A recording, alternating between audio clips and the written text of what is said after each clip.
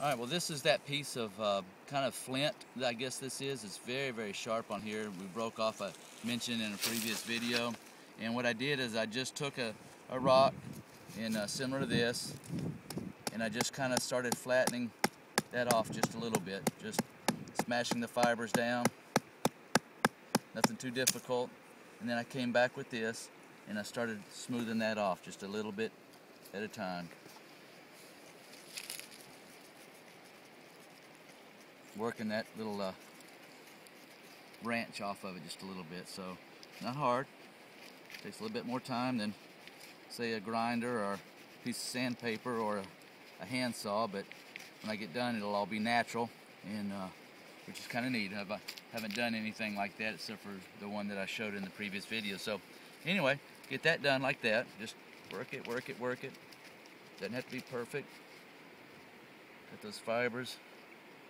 Get that off, and I'm going to show you the little bit of the sandpaper. So anyway, so to start smoothing that out, and then just pick anything. I like to go with one of the more coarse woods and coarse rocks, and I like to use them. I found that round kind of fits my hand a little bit better, and have a good little spot to work on, and just start working it. This is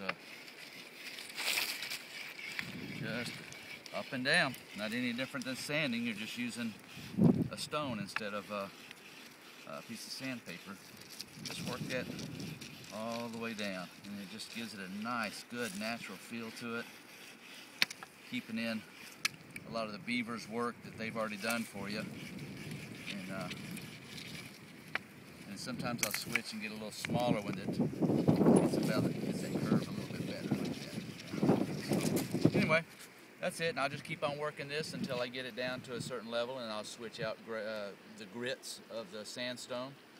I've got several to choose from, some smaller, and let's see, that was probably one. Actually, I'm going to start using that one. I haven't used that before, and it's pretty coarse, so I can knock a lot of this rough beaver teeth marks off, but still leaving the deeper ones in there. It makes a nice look on another stick that I finished. You can't see it too much in this one. I worked that pretty much all the way out, but another one that I did up at the cabin, it turned out real nice. By the way, here's some of the cracks that I filled with that super glue, and it turned out pretty good. Not bad at all. And it'll hold together, nothing wrong with that. A little less natural than I want it to be, but pretty good. So I'm just sitting here on the creek bank with my pack, and with my buddy right here keeping me company, making sure I do it right. And he likes to chase anything that I throw out in that water over there. So, and especially old sticks, right? All right, thanks.